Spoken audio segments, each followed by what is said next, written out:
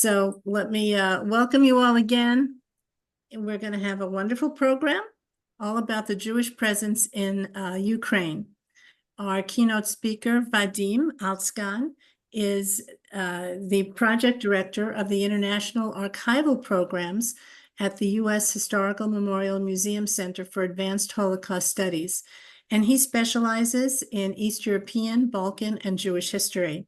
He's going to be speaking to us today about the complex and very often misunderstood history of the Jewish presence in Ukraine. After his presentation, we're going to have a Q&A. So as you think of questions to ask, please post them in the chat at any point during the presentation, and we will address them during the chat. And now, without any further ado, I'm honored to introduce our guest speaker, Vadim Altskan. Vadim, over to you. Thank you. Thank you. I hope you can hear and maybe even see me. Yes, okay, very good. Thank you, Shelley, for your introduction. I would like to also thank my dear colleague and friend, Micheline Amir, who came up with this idea, introduced me to your organization. I'm happy to share with you the knowledge and my understanding of this very complex history of the country which dominates our news for the last 3 years. All of us who, of course, are interested in this news are fully aware of what is happening in this country today, but the history of this country and the history of the Jewish community in Ukraine remains to be less known and, as Shelley said already, poorly understood. Many American Jews whose roots are in Eastern Europe, or region of Eastern Europe, grew up with the image of this part of Europe, and Ukraine in particular, as a land of anti-Semitism, violent mob riots, Holocaust, government persecution, ethnic discrimination. Everything is correct, of course. And knowing history of Jews in this part of Europe, I would have a hard time to deny or argue with this viewpoint. But there is also another tendency, very well formulated by distinguished Jewish historian Salah Baron. He talked in his work about Lacrimose conception of Jewish history, a view of Jewish history that is primarily focused on persecution and suffering rather than diverse and creative aspects of this history. So I'm one of those who believes that in addition to studying discrimination and suffering and pogroms, we also need to pay attention to what happened during peaceful time when Jews and their neighbors, other ethnic minorities, lived in peace and moments of history where coexistence, peaceful coexistence was possible, and what both communities managed to achieve during those periods of time. So in addition to what I mentioned, anti-Semitism, pogroms, discrimination, this region, and Ukraine in particular, as you all well know, I'm sure, it was also one of the major centers of Yiddish civilization, Ashkenazi civilization, place birth of Hasidism, important center of Zionist movement, and many other historical and cultural developments that influence our history and continue to play a major role in our lives today. So moving quickly to the Jewish presence on the territory of Ukraine, or rather Ukrainian lands, because Ukraine didn't exist as a state until recently, we can trace this back to the establishment of small Greek colonies on the Black Sea. So Greeks established their colonies in Crimea, and Crimea now is part of Ukraine. I still consider this part of Ukraine despite the Russian occupation. So if we're talking about Jewish presence on Ukrainian lands, we need to start with Crimea, and all these colonies were established as early as the 1st century BCE and had Jewish presence because We know this based on archaeological excavations. There is very little written resources to prove it, but since archaeologists find all sorts of artifacts, one can claim and be assured that Jews were part of this Greek colonies. Fast forward 800 years later, in 9th century, Jews also established small but quite significant flourishing community in Kiev, which is now capital of Ukraine, but at that time was the capital of another state called Kievan Rus, and you can see it on the map, which was a major state established by Eastern Slavs in Eastern Europe, and among many other lands which this state incorporated, one part of it, very large part of it, was a territory which is now constitutes a territory of contemporary Ukraine. In the 13th century, 13, Kievan Rus, which at the time already split into different independent principalities, counties, which were ruled by their respective princes, was destroyed by Mongol invasion. Mongols took over most of Ukrainian lands, Eastern Ukraine in particular, and incorporated them into Mongol state called Golden Horde. So one principality run by Prince Danilo, who was the head of Prince of Galicia-Volhynia, principality. Territorially, it corresponds to present-day Western Ukraine, was of course forced to pledge his allegiance to Mongols, pay taxes, but using his great diplomatic skills, he managed to preserve territorial integrity of these lands. And and the first capital of this principality was a town called Halych or Galich. This is a root of historical and geographical name of the region called in Ukrainian Halichina, Galicia in Russian, or Galicia in English. So those of you whose roots are in Galicia, I have to disappoint you. This is not Spanish province. This is part of Western Ukraine. Today it just has similar name. So after the dissolution of Golden Horde in 14th century, a large part of the present-day territory of Ukraine, central and eastern Ukraine, became part of the Grand Duchy of Lithuania. If we can move to another slide, please. Yes, thank you. So as you can see on the map, it's very important. You can see that on both sides of the borders, it's framed by two major seas, Baltic Sea and Black Sea. So the Grand Duchy of Lithuania was very important, one of the largest, if not the largest state in medieval Europe. And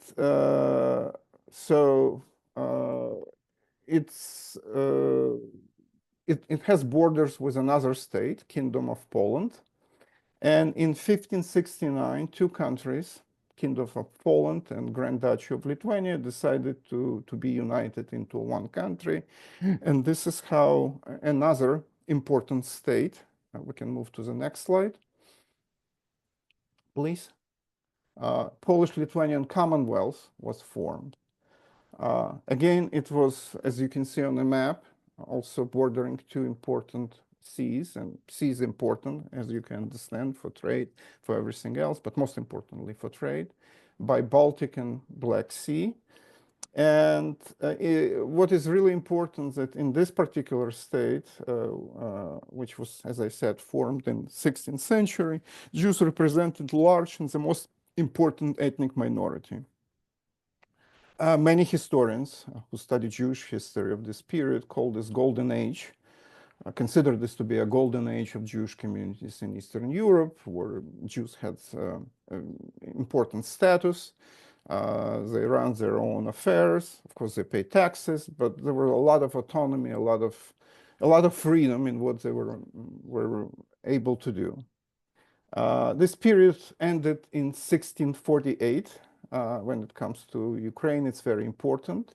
With the Ukrainian uprising, or uprising of Ukrainian Cossacks led by a historical figure whose name maybe you know. His name is, maybe not, but I will introduce you to him. His name is Bogdan Khmelnytsky. And the main aim of this uprising was to free Ukraine from Polish rule, Ukrainian lands. Jews had a very peculiar status in this land, specifically in Ukraine. They came to Ukraine, and many of them were managers of the Polish estates. When this part of Ukraine became part of Commonwealth, a Polish king gave a lot of lands, new lands, which to the Polish nobility. They all resided in Poland, but Jews were running their affairs, their estates, huge estates, collecting taxes, making sure that peasants are working. So as a result of their economic positions, and again, Jews were not only managers of estates, they were craftsmen, there were shopkeepers, and they had many other occupations. But a certain segment of Jewish population was in charge of Polish estates, and they were, called arrendators. So they were basically managing all these estates. And so they happen to be right in the middle of this ethnic and religious conflict. Of course, Ukrainian Cossacks considered them to be allies of Polish landlords, and Jews were slaughtered. About 30,000 Jews were killed during this uprising, and hundreds of the communities were just established and started to flourish during this period were destroyed during Khmelnytsky uprising. Uprising ended in 1654 with the union of the most eastern part, left bank of the river Dnieper, with Muscovite Russia. So this part of Ukraine, the most eastern part of Ukraine, became protectorate of the Russian. And Jews who lived in this part of Ukraine were expelled from these territories. So what happened next is a long story, but in very briefly, the rest of Ukraine still remained with Polish state until the end of 18th century, when this Polish-Lithuanian Commonwealth was swallowed by three neighboring countries, empires. You may heard about partitions of Polish lands, which happened at the very end of 18th century. So the largest part of contemporary Ukraine, again, it's east and central part, was incorporated into Russian Empire, while the western part of Ukraine, Galicia, which I already mentioned, became part of another empire, Austro-Hungarian Empire. For the next 100+ years, until the end of World War I, Ukrainian lands were divided between the Russian and Austro-Hungarian Habsburg empires. Can we please move to the next slide? Next map. I will focus only on what happened with the Russian part of Ukrainian lands, and only briefly mention that in 1791, Catherine the Great, Empress of Russia, established Pale of Settlement. Again, I'm pretty much sure most of you heard this term. So this was a region which included large parts of Ukraine, contemporary Baltic republics, Belarus, and other areas where Jews were allowed or permitted to live. They were not allowed to move across borders of the Pale of Settlement, only with special permissions and with some exceptions. It changed for better in 19th century after great reforms enacted by Russian Tsar Alexander II, who, by the way, not only initiated great reforms in Russia. In 1861, he also abolished slavery, free Russian peasants, and made also possible for certain categories of Jews, among them were graduates, very small number, but nevertheless, this group of people already existed, categories of Jews who were graduates of Russian universities. Among them were also Jewish soldiers who were, after serving 25 years in the Russian army, were allowed to settle outside of Pale of Settlement, and also Jewish merchants who had very high income.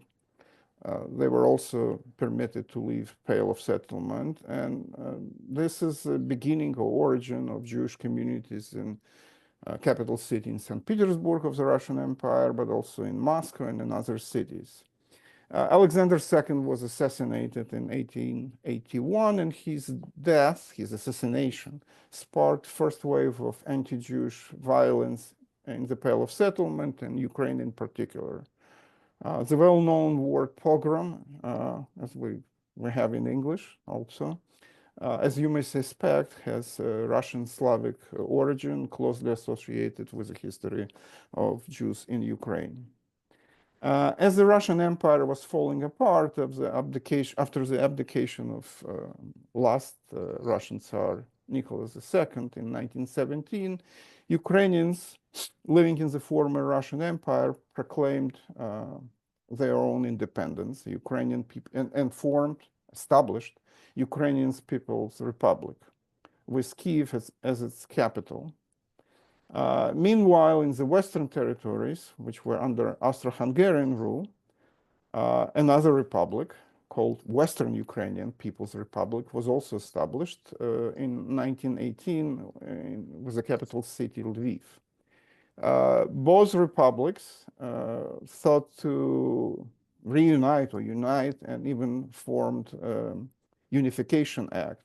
However, Ukrainian independence was short-lived, and not too many people know that this newly formed Ukrainian People's Republic in the eastern and central part of Ukraine became one of the first modern states to establish the Ministry of Jewish Affairs.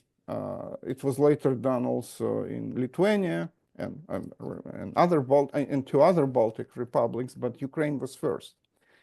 Jews in Ukraine received cultural autonomy. They were allowed to establish their own cultural and educational institutions, publish newspapers. Yiddish, along with Polish and Ukrainian, were declared one of the official languages of the Ukrainian state. But as I already mentioned, independent democratic Ukraine, its history is very short. The revolution of 1917 was very soon followed by civil war. And Ukraine was one of the epicenters of civil unrest that consumed the entire Russian Empire and former Russian Empire. And all sides of the conflict, Bolsheviks, communists, their enemies, White Russians, who were fighting to restore a Russian Empire, Ukrainian and Polish armies, and numerous gangs of armed bandits who had no ideological or political affiliations. All of them, one way or another, were involved in bloody pogroms in Ukraine that resulted in brutal killings of more than 100,000 Jews between 1918 and 1921. Historians who study this period of Jewish history consider this to be one of the most, of course, tragic chapters in contemporary Jewish history, and some of them even calling this to be a prelude to what would happen 20 years later, to the Holocaust. In 1921, the civil war was over, and Ukrainian lands, again, we're not talking about independent Ukraine. This is why I'm keeping to refer to this territory as Ukrainian lands, were once again divided. The eastern and central territories became part of the Ukrainian Soviet Socialist Republic, which became part of the Union of Soviet Socialist Republics, Soviet Union, while Western Ukraine was absorbed by Poland, two provinces, Galicia and Volhynia, to the northwest. Romania, at that time, occupied northern Bukovina in the southwest of the country. And another region which only later, after World War II, was incorporated into the territory of Ukraine, You may heard this name of this region before. It's called Transcarpathia, beyond Carpathian Mountains, became part of the interwar state called Czechoslovakia. So again, I will focus on the largest part of Ukraine, the one which became part of the Soviet Union, and will only briefly tell you a few things that very important things that Soviet authorities in the very beginning actively supported the national cultures in general, Ukrainian, but also culture of other ethnic minorities who were living in Ukraine and other parts of the Soviet Union. The idea was to develop a new proletarian type of national culture. Once again, it was a very short but quite spectacular period for Ukrainian and Yiddish cultures, a time when great books were written, a time when remarkable theater performances were staged in Yiddish in Kiev and Kharkiv and other cities. Just to give you an example, in one of the cities, Berdichev, where Jews were majority, population-wise, all administrative paperwork, court proceedings even were conducted in Yiddish. This is time also when dozens of daily, weekly Yiddish periodicals and newspapers were published. There was also a huge network of Yiddish secondary and technical schools. It's important to mention that Soviets also supported development of Jewish collective farms. The idea was that shtetl is basically no longer can economically sustain itself, and Jews, in order to be a productive workforce, have to learn how to work on the land. And to do this, Soviet authorities supported development of Jewish collective farms. But again, it was a very short period, a little bit less than a decade maybe. And fearing growing ethnic nationalism, in which Soviets saw grave danger to the Soviet concept of internationalism, they decided to suppress this cultural development and replaced all these national cultures with Russification. So Russian became dominant language of the Soviet Union. And finally, before we move to the main theme of my presentation, and we decided in consultation with the committee to talk about Holocaust, I need to mention one of the most tragic chapters of Ukrainian history. It's famine, which in Ukraine known as Holodomor, which took place in 1931, 1933. It was a man-made disaster. And it caused deaths of 4, some historians say even more, million Ukrainians or residents of Ukraine, among them Jews. We don't know exact numbers. And Ukrainians often refer to this tragedy as a Ukrainian Holocaust. So can we move to the next map, maybe? Yes, thank you. World War II brought new important territorial changes, and here again we're looking at the map.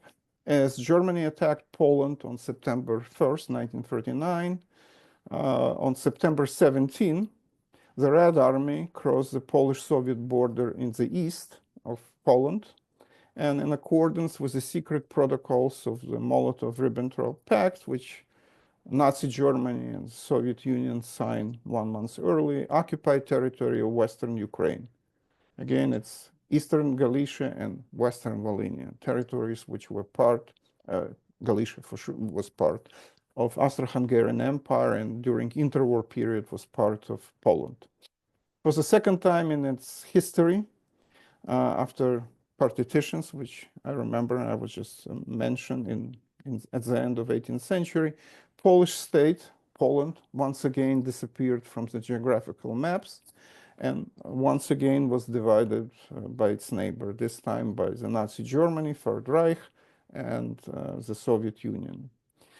1 year later, in 1940, Romania, under Soviet pressure, ceded territory of northern Bukovina.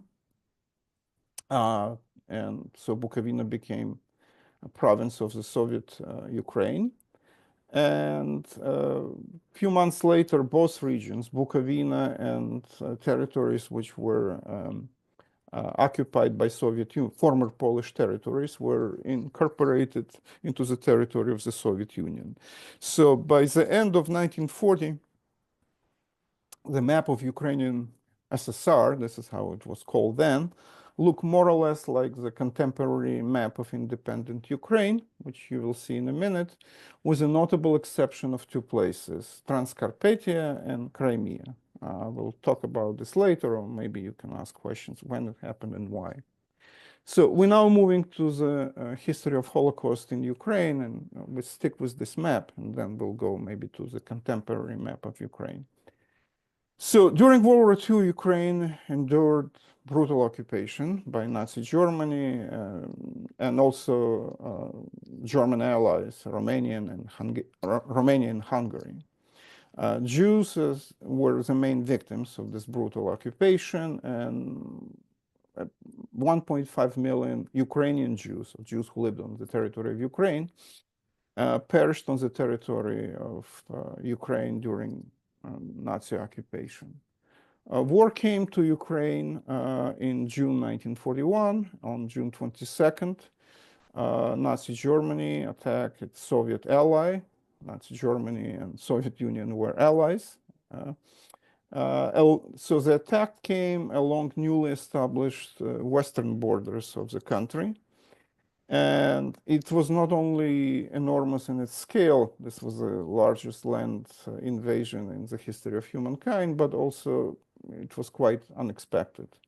Both Stalin and Hitler, who signed this peace treaty, known as the Molotov-Ribbentrop Pact, 2 years early, knew the real price of this treaty. Both were preparing for war, but Stalin somehow naively believes that Hitler was not ready to attack his country in 1941, and so he believes that they have few more years to prepare for this war. Yet attack happened, and within few weeks, German troops quickly advanced and occupied a large part of Ukrainian territory. And this rapid advance of the German army prevented, of course, many civilians, Jews included, from fleeing eastward. Many Jews, even if they had time, didn't want to leave behind their homes and property. There were also various family situations, elderly, sick parents, small children. There were also significant group of Jews who didn't believe that the German occupation could be worse than Soviet. Yet, even those who would be willing to leave, especially in the western part of Ukraine, very close to the borders of Nazi-occupied Poland, had very little time, means to do this. They also had no transportation to make this journey. So literally, if Jews were living in western part of the country, close to the Nazi-occupied Poland, they had, in the best case scenario, few days. In many cases, it was just few hours to make, mind and to stay or to go. So a few of them made this decision, and many of them remained on the territory, which in few days became occupied territory of Nazi Germany. There was also one more obstacle. So all these Jews who lived in the western part of Ukraine, which until recently was part of Poland, had no Soviet documents allowing them to travel into inner Soviet Union, to cross all Soviet borders. Jews who lived a little bit further from the new border, let's call it proper Soviet Union within 1939 pre-war borders, definitely had more adventurous position since they had more time to make decisions to stay or to flee. Some of them were evacuated by the Soviet authorities along with the factories where they work. My own family had almost 2 weeks to make this decision, and thanks God they did this decision on both sides of my family, mother and father. And but we do know that those who left survived, while those who stayed behind perished when it comes to my family, with the exception of two people. Everyone who remained on the occupied territory didn't survive. So, of course, we will focus on those who remained on the territory of Ukraine now, overtaken by Germans and their allies. The march of the German army, Wehrmacht, into the Soviet Union was accompanied by Einsatzgruppen. I hope you heard this term before. So it's a German name for the task forces or special actions groups. So these were units of the security police and SS intelligence service, and officially their major task was to secure the rear of German army already occupied by Germans in order to put down any possible resistance acts of sabotage against German army organized by Soviets before or after the retreat from these territories. In reality, these were mobile killing squads, and Einsatzgruppen were mobile killing squads, which are best known for their role in the systematic murder of Jews and mass shooting operations on Soviet territory, including Ukraine. With the support of the Ukrainian police forces, these units organized and perpetrated mass killings of Jews and set up the initial stage of what soon became known as Holocaust or final solution.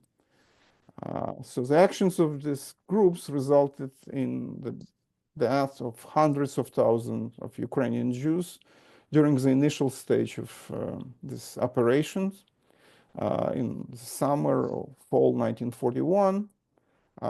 In Holocaust historiography, this period of history is called of mass killings, called first wave mass killings.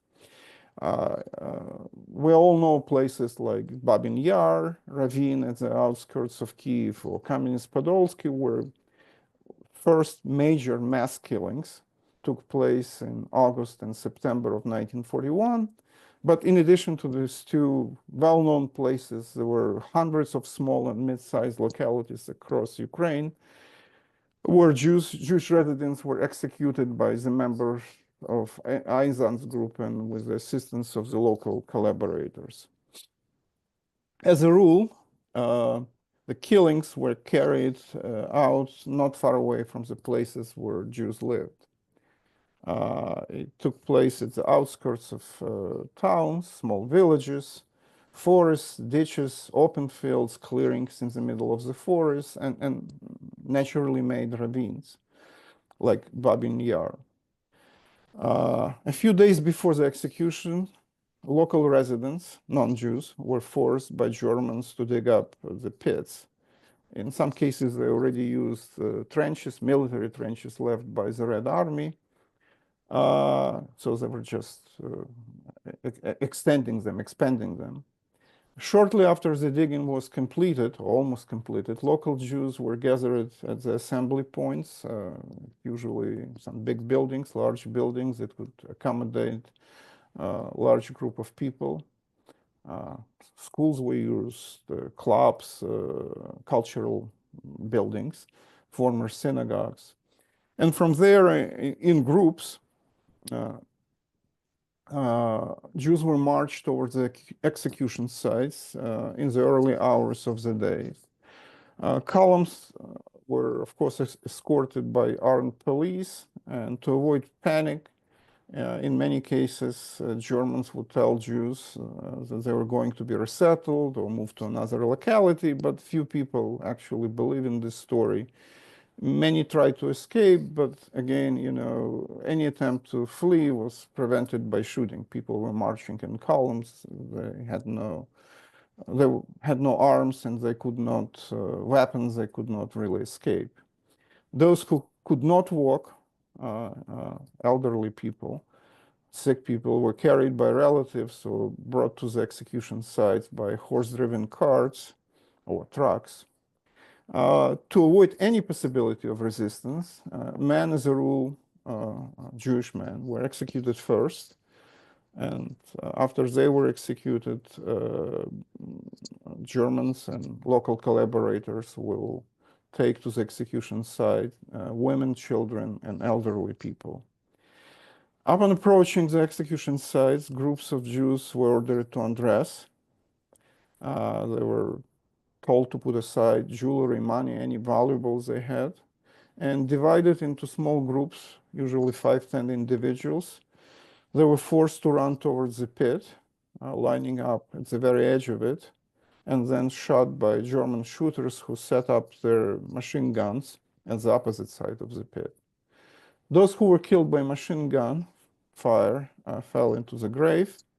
And while one group of people was shot, another group was forced to line up at the edge of the grave and executed in the same way or manner as previous one.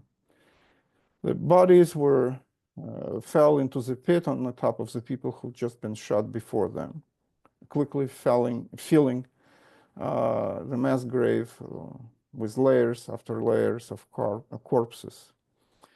Not everyone was killed. There were numerous cases when Jews were just wounded or fell into the grave pit alive. And there's horrible stories we know of people who managed to climb up, escape from mass graves, survived, and lived long enough to deliver testimony, to record their testimonies. This is how we know all the details. In addition, of course, to trial proceedings of collaborators after the war, how all this happened and how everything was organized. So by the end of fall of 1941, after the conquest of Ukraine was completed, the territory of Ukraine was divided between Germany and its wartime ally, Romania. If you look at the map, you see the largest part of the country was taken into a kind of administrative entity called Reichskommissariat of Ukraine. This is central and eastern Ukraine. The western part of Ukraine became part of district of Galicia, which in turn became part of general government. This was part of the Polish territory under Nazi control. And there is one small territory here called Transnistria, was under Romanian control. I will briefly address, I'm looking at the time, what happened in each part, and then I hope we'll have enough time for questions. So the western part of Ukraine I already showed you. So you saw geographical. This is new geography of Ukraine during World War II. So from its very start, German war against Soviet Union was a war of annihilation. And according to Nazi doctrine, all Soviet Jews were considered carriers of communist ideology, therefore mortal enemies of Nazi regime, and without any exceptions were subject of total destructions.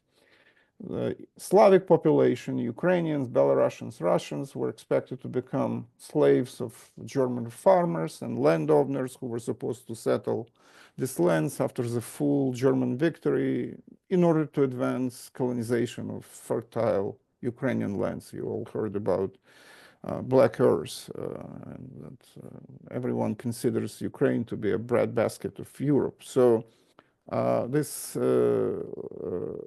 colonizers, German colonizers, supposed to ensure security of food supplies to the Third Reich for the duration of a 1,000-year Third Reich.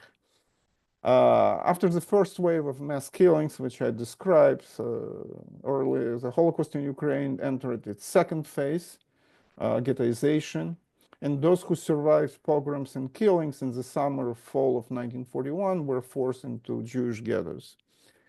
There were different ghettos in all these different parts of Ukraine, and to simplify, I can just say that the district of Galicia, which again was part of general government, Polish territory under German control, the ghettos which were established there in Stanislavov, in Lviv, big cities, yes, thank you, were more or less following Polish model, with one minor detail that population was constantly, of ghettos was constantly reduced by mass shootings of elderly people who were not able to work. Later on in 42, when Germans built killing centers, death camps in eastern Poland, Jews from these ghettos were deported to Belgium. So in a way, very much sharing the fate of Polish Jews. When it comes to, so some of them survived, of course, because ghettos, in some ghettos, were turned into labor camps, which existed a little bit longer. But by and large, those who survived because they went into hiding, managed to obtain false IDs. There was a small number of children who were hidden, taken by Ukrainian and Polish families, and a very well-known effort of Ukrainian Catholic Church under the leadership of Metropolitan Sheptytsky, where Jewish children were taken into monasteries where they survived the war. It's very important, even in one sentence, briefly mentions that those who rescued Jews, I'm talking about Poles, Ukrainians, endangered not only their own lives, but also lives of their families. So if they were caught hiding Jews, they were executed together with Jewish families or Jews they were hiding. This is very much different from other territories occupied by Germans in Western Europe. When it comes to Reichskommissariat of Ukraine, this territory, ghettos served primarily as temporary detention points for the selected Jewish skillful workers and their families. These Jews had indispensable professional skills which were essential for the functioning of the local economy under occupation. This was the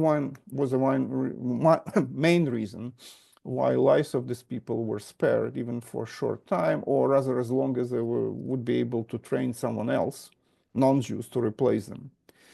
So it was a huge conflict between German civilian administration responsible for the management of this region and SS, security services. So the latter, of course, insisted on total destruction of local Jews. Remarkably, civilian administration managed to convince Nazi authorities in Berlin to postpone these killings. They were not against killings, they were just explaining that without having this group of people in Ukraine, the economy will simply collapse.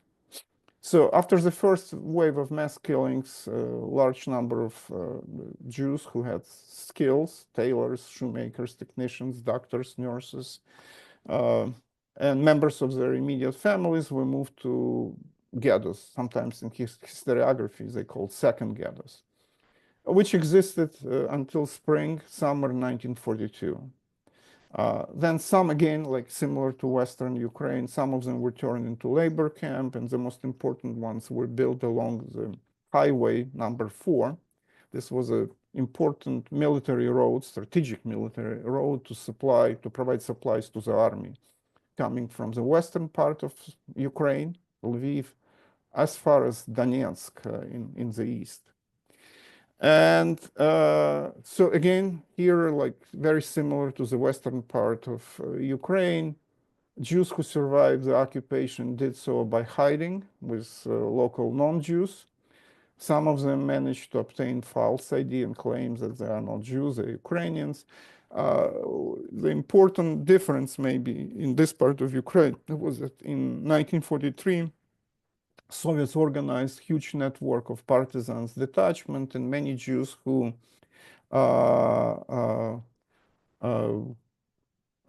managed to join those partisans units. They fought with partisans, and this is how they survived. And finally, as you may recall, there was one more region, I'm showing this now on the map, Transnistria, which was under Romanian control. And the Romanian policy against Jews in the very beginning of occupation was not very much different from German one. In addition to local Ukrainian Jews who lived on this territory, and there was a very large concentration of Jews in this historical part of Ukraine, Romanians also deported several thousand Jews from the Soviet annexed and then reoccupied by Romania territories of Bessarabia here and Bukovina from here. So those Jews were accused of betraying Romanian motherland during Soviet occupation and therefore were punished by deportation to Transnistria. So as I said, everything was going more or less the same according to Romanian policies, similar to Germans. But many Jews in this part of Ukraine, in Transnistria, died from starvation. There was a typhus also, which took lives of many, many people. Those who were sick or not able to work were machine gunned by Romanian military, Romanian police. However, in the winter of 1943, soon after the major defeat of German army in the Battle of Stalingrad, it became clear that Germany might lose the war, and Romanians softened their anti-Jewish policy in Romania and also in Transnistria. So mass shooting stops, and Jews deported from Romanian provinces, from here, were allowed to receive food packages, medical supplies from Romanian Jewish community and relatives who remained behind.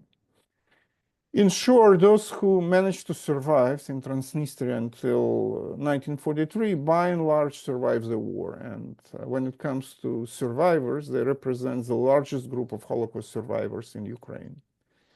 And finally, very quickly, you don't see it here, about Transcarpathia. So this part of Ukraine became part of Ukraine, which is now part of Ukraine, only in 1946. Nevertheless, I would like to mention one little detail that until I mentioned in the beginning, during interwar period, it was part of Czechoslovakia. When Czechoslovakia was dismembered after Munich Agreement in 1938, this area became part of Hungary. And so it was part of Hungary until 1945. And being part of Hungary, Jews who lived in this area, more than 140,000 Jews, if I'm not mistaken, shared the fate of Hungarian Jews. Until 44, they were they were discriminated, or everything that happened to Hungarian Jews until 1944 happened to Jews in this region. But there were no deportations, there were no ghettos. But in 1944, when this Hungary was occupied by Nazi Germany, Jews from this part of Hungary were deported to Auschwitz. This way, they also share the fate of all Hungarian Jews. Many of you, I'm sure, familiar with photographs of Auschwitz album. I'm sure you've seen them in museum in Washington. They're also on display in Yad Vashem. So this is exactly, they depict arrival of Jews from this region, from Mukachevo, Uzhgorod, and other localities to Auschwitz, and going through the selection process on the platform of Auschwitz. So, as I said, all in all, Jews in this region, fate of Jews of this region during the Holocaust is very similar to the fate of Hungarian Jews. I'm looking at the clock, and I should probably stop and leave a few minutes for the questions, which I'm sure you have. Okay? Thank you so much, Vadim. That was incredible. As I said, it's a complex area, and I really appreciate your filling in some of the details, a lot of the details, and there's so much more to know. And I know we have a lot of questions. So I'm going to turn the mic over to Susan Kent-Abjian, who is a member of our program committee, to address the Q&A questions. Susan. And as Shelley said, thank you so much. And there are a lot of questions, and some were also submitted before the program. And Vadim has been kind enough to offer his email for later on. So if we don't get to everyone's questions, please, you'll have that opportunity. And I might try to gear some of the questions towards a little bit more global, because some of them are very, very specific to an individual's family circumstances. So let's start with this. What is the Jewish community in Ukraine now? And is it higher or lower than the rest of Europe? Well, it's hard to estimate now because many Jews left Ukraine after beginning of this full-scale invasion of Russia. And even before it was very difficult to calculate because community was, after 70 years of Soviet rule, was very much assimilated. So it depends what kind of definition we take, or when we say this person Jewish or not, you know, it's according to Jewish law, or because somebody who's one of his grandparents was Jewish and they consider themselves to be Jewish. So there, you know, if you look at the statistics, it's, you know, the discrepancies are unbelievable. So there are those who, you know, give you, you know, almost 120,000 Jews. I'm talking about Jewish population before recent war. There are data which shows half of it, you know, 60,000. It's relatively large if we look at the other communities in Europe. You know, maybe second largest after France, if I'm not mistaken. Definitely more than the neighboring Poland or bordering countries like Czechoslovakia. So it's, I mean, Czech Republic or Slovakia. So exact number is impossible to provide, but when it comes to size, it's definitely one of the largest communities in Europe, and the largest one in Eastern Europe, for sure. Given that, how would you assess the current level of anti-Semitism? Wow. Again, the president of the country is Jewish, so that kind of dispels a lot of things, I think, when it comes to prevalence of the anti-Semitism in contemporary Ukraine. It doesn't mean that there is no anti-Semitism because president is Jewish. So the main enemy of Ukraine, as you can imagine now, are not Jews. They are in a difficult position, fighting for their existence with a neighbor who, for many years, centuries, they consider to be a brotherly nation. Assessment now is absolutely impossible. Nobody does this, I believe. You know, I didn't see any recent reports indicating spike or decline of it. Everyone is focused on many other things, which is happening now in Ukraine, and people continue to monitor what is happening. And in the last 3 years of ongoing war, I'm not aware of any major anti-Semitic statements or actions taking place in Ukraine. But again, I'm not closely monitoring. I think if something major would happen, we will all know about it. But since we don't, I assume that situation is not as bad as one would imagine. And this one was a specific one, but I think it can be generalized. If someone was trying to find birth and marriage records that were originally from, let's say, Poland or another country, but then now are part of Ukraine, how would they go about doing that? Well, archives so far, if they're not damaged, and I'm not aware of any major archive that was damaged by war, still exist, preserve. Our museum, where I work, and many other institutions did a lot of work by scanning, preserving, microfilming, duplicating historical records. The most important thing is to establish location and administrative position of the particular town where your family or your ancestors came from. First of all, to establish that it's Ukraine, or not Poland or Belarus right now, or any other place. And as soon as you do this, the major point of contact would be a local regional archive. So if your family comes from small town somewhere in Lviv region or Ternopil region or Chernigov region, all the records related to the birth, marriage, death would be stored in the local regional archive, of course, if they survived. I think what I told you clearly shows that the country went through many, many disastrous developments, you know, affecting not just lives of people, but also preservation of cultural, historical documents as well. So a lot of things were destroyed, much less than one would expect given turbulent history of this region. But of course, there are some records which were destroyed, but what survived would be available in the local regional archives. You need just to figure out in which region this particular town right now, and write to them. They have all websites, but first consult already resources which are already scanned and made available by various organizations based here in the United States. Latter-day Saints, church archives, Mormons, and so if you cannot figure out where it is, feel free to write to me and I will pinpoint you to the location of the city or town. Thank you very much for that offer as well. And as you mentioned, there were those, anyone who tried to help a Jew risk their lives, the righteous Gentiles. But it's also said that the Ukrainians were also ones who most severely, were the most severe to the Jews.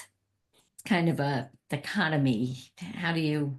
Well, it's a question which is very hard to ignore. I mean, collaboration. This is what I think. Yes, there was a very high level of collaboration in Ukraine, similar, to collaboration in other parts of the Soviet Union and everywhere in Europe. We're talking about large number, but we're talking about thousands of people, not millions. And majority of people, like in many other countries, were just remained neutral. They didn't help, but they didn't denounce Jews. They were just ignorant, ignorant observers, bystanders, a term we use often, like similar to France and other much more developed places in Europe.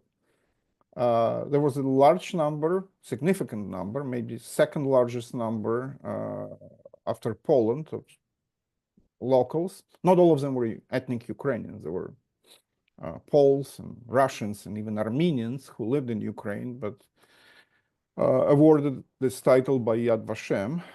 One need to live and understand, this situation where there were many people who helped, but there were also many people who didn't help and actively participated in collaboration. The situation in Ukraine is very difficult because this kind of dialogue between Jews and Ukrainians about the past and also more specifically about Holocaust just started in 2014, openly. We had very good dialogue. I mean historians based in Western part of Western historians here and also in Europe. It was a beginning, and it was very difficult because for many Ukrainians, people who took active part in the mass killings, one way or another, directly or indirectly, or just ideologues of anti-Semitism in Ukraine, are considered to be national heroes. And that is absolutely unacceptable for the Jewish minority who still lives there, and also, cannot be accepted by Jewish diaspora with roots in Ukraine. So I'm pretty sure that if peace would prevail and we would continue this conversation, certain movement in the right directions would be made. But it was all now, as you know, interrupted by ongoing war, and it's very hard to have this dialogue right now in the midst of war, But we didn't give up. I mean, I didn't give up, and I plan to continue this dialogue under better political circumstances, when war is over, because this is very important to establish who is right, who is wrong, and make sure that children who are learning now history of what happened during World War II in Ukraine have a right understanding of what was happening in the country. It's complex. It's not black and white. People who were helping Jews were sometimes later on collaborators. There were collaborators who were in the morning who took part in the mass execution, serving in police. But they were also hiding Jews who they like, their neighbors, in their attic. I mean, it's so complicated and cannot be painted with a white brush. It has to be approached There's a lot of gray. Yeah, Yeah. it's a lot of gray area. Exactly. Exactly. Yeah. So one last question. And obviously this is going to be a question for before Russia, the current Russian invasion, because there's so much unknown and just trying to survive. What were the conditions of the synagogues that did survive World War II, and who was taking care of them? Nobody was taking care of them for obvious reasons. That in many places Jewish communities ceased to exist after World War II. Small towns, mid-sized towns, people moved to bigger towns. Soviets didn't really, as you know, even before the war, supported organized religion of any kind, being Jewish or Orthodox Christian. Churches, synagogues, temples were turned into sport facilities. They had high ceilings, right? So you can jump. Clubs, cultural buildings, they were not maintained. Some of them were used, again, given the high ceiling, as storage facilities. So they were basically in very bad shape. Many were demolished. There were places where were turned into restaurants. I mean, it was just whatever you can imagine could happen to former synagogues. Those who survived and survived Soviet Union also were for a very long time, for a decade maybe, if not more, and also in horrible shape because country was moving, from one economic system to another, barely making ends meet, and nobody really paid attention to it. But in the last, I would say, 10, 15, 20 years, a lot of efforts were made to reconstruct and turn synagogues. They kind of serve, some of them, of course, during high holidays may serve as a temple, as a synagogue, but given the fact that very few Jews or no Jews remain in all these places, some of them now turn into cultural, historical centers, where, again, the fact that it was a synagogue is openly recognized and established. There is sometimes small exhibit or information, what was the history of the building. But they served as community centers for cultural events, concerts. And so it's not only in Ukraine. If you travel across Eastern Europe, you can find similar situations everywhere in Poland, in Lithuania, and in Ukraine. In places, big cities like Kyiv, Dnipro, Lviv, where you still have organized Jewish life or Jewish communities, conservative, reform, Chabad, Hasidic, yes, some temples are preserved and serve the way how they're supposed to serve as gathering places for prayer, as synagogues. But in many places, it's just cultural centers, and they're beautifully restored in some places. It was done, of course, partially with funds given by Jewish charitable foundations in Western Europe and the United States, but there's some involvement, heavy involvement, I would say, in the last 10 years of the local authorities who not only restored synagogues, but also took care of cemeteries, which were also in horrible shape. So there significant and important progress was made and would continue probably, if not the war. Well, thank you so much for the insightful, informative answers, and to our audience for your amazing questions. I'm sorry that we couldn't get into all of them or get into some of the specifics, and I hope that Vadim will be able to answer you on a more personal level. And now it's back to Shelley. Okay, thank you so much, Susan. And Vadim, thank you again. What an illuminating program. You've given us so much to think about. Really, on behalf of all of us, we really appreciate it. I'd also like to thank our program committee of the generations after. I'd like to thank our tech guru, Ephraim Katzir, and thank you all of us for joining us today. We should be, I think it's in the chat. Vadim's email, I believe, is in the chat. If you would like to reach out to him. Also, as a reminder, everyone who registered for the program will be receiving a link to the recording on our YouTube channel within a few days. You'll also receive a short survey by email, and I would really appreciate it if you would fill out that survey. It helps us figure out, how, what programs you want us to continue with, what we can do better. And if you're a current member, thank you. If you would like to become a member, please join us. Or if you'd like to make a one-time donation, we'd appreciate that. Please visit us on our website, genafterdc.org, to learn more. And also, please save May 4th as the date of our next program. It's going to be a fabulous program. We're going to be joining once again with our Israeli counterparts, Dolat HaHemshech, and talking about a question I think that will be hits home to many of us in this time, and that is how did our parents and our families find the resilience and to rebuild their lives after the Holocaust, and what lessons can we learn from them? So thank you all for your participation today, and enjoy the rest of your afternoon. Thank you so much. Thank Bye, you. everyone. Thank you.